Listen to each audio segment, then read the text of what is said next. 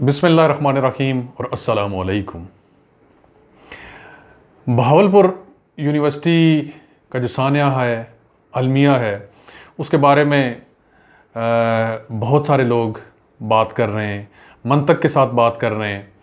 और सबसे ज़्यादा तो मैं जो क्रेडिट दूंगा, सलाम पेश करूंगा वो इकरारुल हसन साहब को, कि जिन्होंने बीड़ा उठाया है इस सानहे, इस जुल्म, इस इस्तिसाल के ख़िलाफ़ खड़े होने का।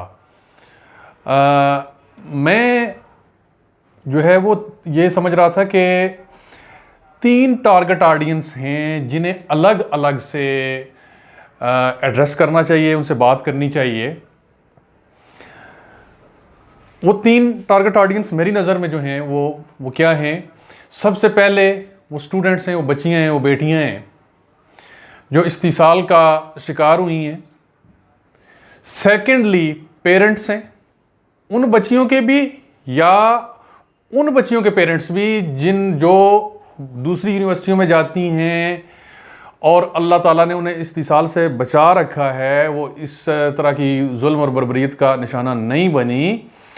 उनके वालिदैन के लिए को भी मैं उनसे मुखातिब होना चाहता हूँ, या जो पोटेंशियल स्टूडेंट्स हैं यूनिवर्सिटी की या कॉलेज की, उनके वालिदैन से मैं बात करना चाहता हूँ। और तीसरा जो है वो यूनिवर्सिटी या कॉलेज जो चलाने वाले हैं, असातिज़ा हैं, उनसे ज़्यादा इम्पॉर्टेंट, क्योंकि मैं ख़ुद भी उस्ताद हूँ और अल्हम्दुलिल्लाह बेटियों को पढ़ाने का शर्फ़ एज़ाज़ मुझे हासिल है। तो अब मैं एक एक करके अपने जो मुखातिबीन हैं उनसे मुखातिब होता हूँ। सबसे पहले तो जो बच्चियाँ हैं उनसे ये अर्ज़ है कि आपके ईमान, आपके किरदार और आपकी पाक दामनी, इससे बढ़ के कोई चीज़ नहीं है। ये परसेंटेज ज़्यादा हासिल करना, जीपीए ज़्यादा बेहतर बनाना, ग्रेड ज़्यादा बेहतर बनाना, ये कोई इम्पॉर्टेंट नहीं है। मैंने अपनी प्रोफेशनल लाइफ में ये देखा है और बहुत ज़्यादा ये केसेस देखे हैं कि वो लोग जो टॉपर्स नहीं होते, जिनके ग्रेड बहुत अच्छे नहीं हैं, जिन्होंने कोई इतनी ज़्यादा डिवीजन्स अच्छी हासिल नहीं की, लेकिन वो कंसेप्चुअली वो स्ट्रांग लोग थे, उनके पास नॉलेज था, उनके पास ये पोटेंशियल था कि वो ज़्यादा एक्सपोजर प्रोफेशनल लाइफ में वो हासिल कर सकें। वो उन लोगों से ज़्यादा कामयाब हुए जिनके पास डिवीजन्स अच्छी थी। मेरी तरह के जो नालायक लोग हैं कि जिन्होंने डिवीजन्स तो अच्छी हासिल की, लेकिन वो कोई बड़ा एकेडमिक वो काम नहीं कर सके। तो आपने अपने कैरेक्टर, अपने वालिदैन की इज़्ज़त, अपने ईमान और सबसे बढ़कर अपने अल्लाह और रसूल से अपनी वफादारी, वो उसे कहीं भी दांव पे नहीं लगाना। आप ये देखिए कुरान क्या फरमाता है। कुरान ने स्पेसिफाई किया है कि मोहम्मद सल्लल्लाहु अलैहि वसल्लम तुम मर्दों में से किसी के वालिद नहीं है, किसी के बाप नहीं है। यानी जो उम्मत की बेटियां हैं, लड़कियां हैं, वो नबी सल्लल्लाहु अलैहि वसल्लम की रूहानी बेटियां हैं। आप यहां से अंदाज़ा कीजिए कि जो लूत अलैहिस्सलाम की कौम, उसके अंदर 2 ईमान लाने वालियां थीं, कहा गया कि वो आपकी बेटियां थीं। वो आपकी बायोलॉजिकल डॉटर्स, बेटियां नहीं थीं, बल्कि वो उम्मत की 2 लड़कियां थीं जो आप पे ईमान लेके आई, और आप उन 2 लड़कियों को लूत अलैहिस्सलाम की बेटियां कुरान ने, अल्लाह ने बतलाया। यानी औरतों और लड़कियों की इतनी इंपॉर्टेंस है। मैं तारीख, करीब की तारीख से जो आपको रेफरेंस देना चाहता हूँ, वो क्या है कि क़याम पाकिस्तान के वक्त हमारी ख़वातीन जो ख़ानदान हिजरत करके आ रहे थे हिंदुस्तान से पाकिस्तान की तरफ, उनकी मिसालें आपके सामने हैं। उन्होंने अपनी इज़्ज़त, अपनी पाकदामनी को बचाने के लिए क्या किया कि बेशुमार इस तरह के वाक़यात हैं जी। कुएं में खोद गई, उन्होंने छलांग लगा दी, कूद गई, उन्होंने अपने आप को काट दिया किसी औजार से, किसी आले से। और फिर क्या हुआ, कई बुज़ुर्ग जिनसे हमारी मुलाकातें भी हुई, उन्होंने क्या कहा कि जी हमने अपनी तो बहनों को, बेटियों को काटना शुरू किया कि जी इन्हें हिंदू या सिख उठा के ना ले जाएं, बलवाई उठा के ना ले जाएं। कुछ लड़कियां जो मोहल्ले की थीं वो आगे बढ़ी कि जी भाई हमें भी काट दें, चचा हमें भी काट दें, कि हम किसी दुश्मन के हाथ ना लग जाएं, हमारी इज्जत कहीं पामाल ना हो जाए। कुएं में छलांग लगाने की बेशुमार मिसालें मौजूद हैं। मैं इस चीज़ को एडवोकेट नहीं कर रहा कि किसी ने कोई खुदकुशी करनी है, मैं सिर्फ आपको मिसाल देने के लिए समझा रहा हूं। उन्होंने कंप्रोमाइज़ नहीं किया। उन्हें जब ये पता चला कि मुकाबला नहीं कर सकेंगी, उन्होंने अपने आप को ख़त्म कर दिया, अपनी इज्जत को मुकद्दम रखा। तो ये जो छोटा सा हथकंडा है ना कि जी आपको नंबर ज़्यादा दिए जाएंगे, मार्क्स ज़्यादा दिए जाएंगे हासिल करने के लिए नंबर्स, वो अपनी इज्जत को दांव पे लगा देना, ये गैरतमंद बेटियों की निशानी नहीं है, उनकी शान नहीं है।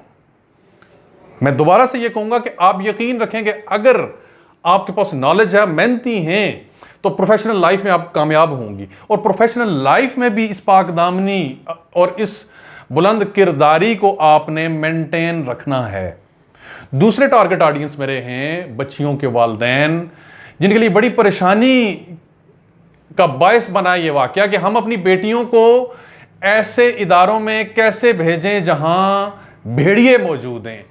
देखिए, भेड़िए इस मुआशरे में सिर्फ यूनिवर्सिटियों के अंदर नहीं, कॉलेजों के अंदर नहीं, इस मुआशरे के अंदर मौजूद हैं। हमने अपनी बेटियों को तैयार रखना है मुकाबला करने के लिए। बेटियों को कबूतरियां ना बनाएं। सबसे पहले तो यह है कि जो भाई हैं जिनकी गैरत होती हैं बेटियां, वो बाप हैं जिनकी गैरत और रहमत जिनके लिए होती हैं बेटियां, उनके लिए क्या पैगाम है कि आप अपनी बेटियों पे एतमाद करें। एक दूसरा, उनसे दोस्ती करें। वो किसी और से जाके एक्सप्रेस ना करें अपने आप को, अपना दुख सुख किसी और को सुनाने की बजाय वो आपको सुनाएं। और आप में यह हौसला होना चाहिए कि अगर कोई बात उनकी आपको नागवार भी गुजर रही है तो भी सुने, उन्हें सुने। वो एक्सप्रेस कर रही हैं, उन्हें सुने और उन्हें गाइड करें। आप अगर नहीं सुनेंगे तो वो बहुत कुछ आपसे छुपाना शुरू कर देंगी। और जब छुपाना शुरू करेंगी तो ये खतरे की अलामत है, खतरे का रास्ता है कि उन्हें कोई भी भेड़िया अपना शिकार बना सकता है। फिर मेरा बड़ा पुख्ता यकीन है मकाफात अमल पे। मकाफात अमल इस ज़िम्न में ये कि अगर आप किसी की इज्जत की हिफाजत कर रहे हैं तो अल्लाह आपकी गैर मौजूदगी में आपकी इज्जत की हिफाजत करेगा। हाँ, इसके साथ साथ यह है कि ये सिर्फ मकाफात अमल नहीं होता। अगर आप अपने बच्चों को भेड़ियों के सामने फेंक देंगे तो क्या होगा, आप मकाफात अमल का उसूल उस पर नहीं चलेगा, भेड़िए तुझे खाएंगे। आप अपनी बेटियों को ज़हनी तौर पे, नफ्सियाती तौर पे, जिस्मानी तौर पे भी मुकाबला करने के लिए तैयार रखें, तैयार करें। दूसरा ये है कि अपनी बेटियों को जैसे अल्लाह और अल्लाह के रसूल का हुक्म है पर्दे का, पर्दा करवाएं, जो शरी पर्दा है। और हमने अपनी बेटियों को पीछे तो नहीं रखना तरक्की में, तालीम में। एक बावकार जो तरीका है, एक मारूफ तरीका है बच्चियों को एजुकेशन में भी पढ़ाने का, यूनिवर्सिटियों के अंदर पढ़ाने का, वो खुद भी समझें, अपनी बच्चियों को भी उसकी तालीम करें। इस अलमिया जो बहावलपुर यूनिवर्सिटी का अलमिया है, इसमें तो ये हुआ कि वालिदैन आमतौर पे को एजुकेशन में बच्चों को भेजते हुए डरते हैं बच्चियों को। यहाँ को एजुकेशन से ज़्यादा तो ये हुआ कि वो जो उस्ताद की शक्ल में भेड़िए थे, उनके मुहाफ़िज़ की शक्ल में जो भेड़िए थे, वो उन पे हमला आवर हुए। एक तो ये है, ये याद रखें कि आप अपने बच्चियों की अगर अच्छी तरबियत करें, कोई एजुकेशन का इतना बड़ा मसला नहीं। हाँ, उसूली तौर पे मैं भी इसी हक में हूँ कि बच्चियों की अलग यूनिवर्सिटियां होनी चाहिए, और यूनिवर्सिटियां हैं भी। मैं मिसाल के तौर पे आपके सामने रखूं, जैसे इंटरनेशनल इस्लामिक यूनिवर्सिटी इस्लामाबाद है, फातिमा जनाज यूनिवर्सिटी है पिंडी में, दीगर कई ऐसी यूनिवर्सिटियां हैं जो सिर्फ बच्चियों के लिए हैं, लेकिन उनके अंदर भी क्या है कि मेल टीचर्स उन्हें पढ़ाते हैं। मेल टीचर्स से अलग से मैं मुखातिब हूँगा। वो आइडियल सिचुएशन है कि जी बच्चियों को ख़वातीन ही पढ़ाएं, लेकिन जब तक ये आइडियल सिचुएशन मुयस्सर नहीं आती, और इसमें काफ़ी टाइम भी लग सकता है, उस वक्त तक आप अपनी बच्चियों को वो एम्पावर करें। ये सिर्फ ये नहीं है कि आपने उन्हें तालीमी इदारों के लिए एम्पावर करना है, उन्हें ज़िंदगी गुजारने के लिए, ज़िंदगी का मुकाबला करने के लिए, हालात का मुकाबला करने के लिए भी आपने उन्हें एम्पावर करना है, उन्हें ताकतवर बनाना है। आपकी बेटियां, मैं दोबारा वही अल्फाज कहूँगा कि वो कबूतरियाँ नहीं होनी चाहिए, वो तगड़ी ख़वातीन होनी चाहिए। वो तो बेटियां होनी चाहिए उम्मे अम्मारा रज़ी अल्लाह ताला अन्हा की, वो बेटियां होनी चाहिए खौला बिन्नत अज़वर रज़ी अल्लाह ताला अन्हा की। यानी इस तरह की ताकतवर बच्चियां होनी चाहिए।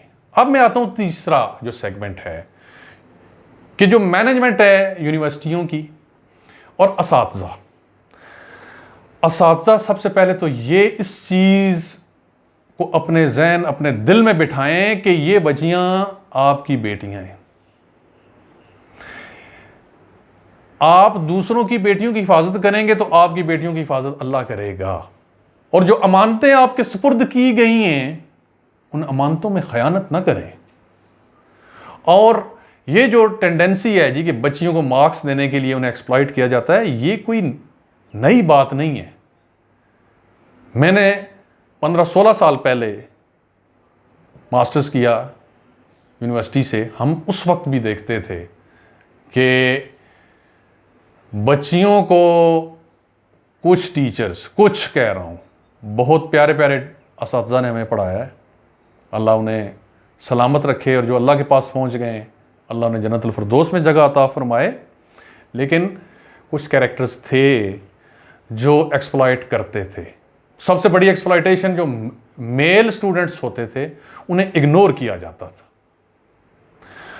असातिज़ा इस बददियानती से बचें। मैं दोबारा यही कहूँगा कि अमानत जो उन्हें उनके सुपुर्द की गई है, अमानतों की हिफाजत करें। और आप ये देखें कि आपकी लापरवाही वो बच्चियों को तालीम से महरूम रखने में मददगार साबित हो सकती है और होती है। अगर हो बददियानती, क्यों वालिदैन ऐसे इदारों में बच्चियों को भेजेंगे ही नहीं जहाँ हजरात असातिज़ा वो पढ़ा रहे हैं। अब जो यूनिवर्सिटीज़ की मैनेजमेंट है, प्राइवेट कॉलेजेस की मैनेजमेंट है, उनके मालकान हैं, वो ख़ास ख्याल रखें कि जब लोगों की बेटियां आपके हवाले की जाती हैं तो उनकी हिफाजत आपकी ज़िम्मेदारी है, वो आपकी बेटियां होती हैं। इसमें एक तो तजवीज़ मैं ये दूंगा कि जो मार्किंग है पेपर्स की, वो उस उस्ताद के हाथ में क्यों हो जो बच्चों को पढ़ा रहा है। बच्चों को पता है कि ये साहब हैं, मैंने इन्हें खुश करके नंबर हासिल करने। ये पेपर एक यूनिवर्सिटी से दूसरी यूनिवर्सिटी में के साथ एक्सचेंज क्यों नहीं हो सकते। अगर स्कूल कॉलेज बोर्ड लेवल पे ये होता है कि आप बच्चा जो एक इम्तिहानी मरकज़ में पेपर दे रहा है, उसके पेपर उसे कोई पता नहीं कहाँ जा रहे हैं, ये यूनिवर्सिटियों के अंदर क्यों नहीं हो सकता। और होना चाहिए।